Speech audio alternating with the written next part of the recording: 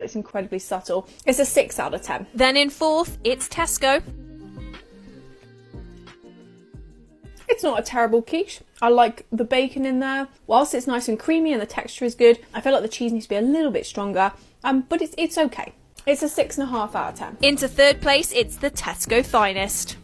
The cheese flavour's alright. It's an incredibly wet texture. You do get like a big slice of bacon on top. Don't know if I prefer that because there isn't really any other bacon running through it, so it's only a really small bit you get. The pastry is quite flimsy, but it is buttery and it's nice. I wouldn't describe this as a finest product. I would have thought it's just a standard supermarket one. This gets a 6.5 out of 10. In at number 2, it's surprising how different these all taste. It's the Aldi Specially Selected. They've definitely gone more fancy on the ingredients.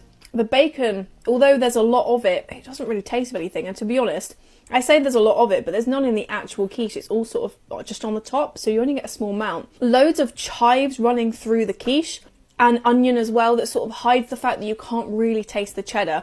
So what I'd say you're really paying for here is a herby quiche with hardly any cheese flavour. The pastry is probably the best I've had so far. It's an interesting one. If I wanted a quiche Lorraine, this probably wouldn't be the one I'd go for, but it's not a terrible quiche choice. It's a 7 out of 10. And so then finally, in first place, it's Sainsbury's. And if you made it this far, leave a bacon emoji in the comments section.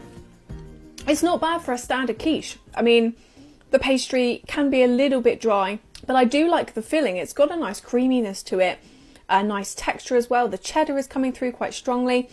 The ham or bacon pieces they've used are a little bit on the fatty side, but like overall, it's a pretty good quiche and I would consider having this again. That's an 8.5 out of 10.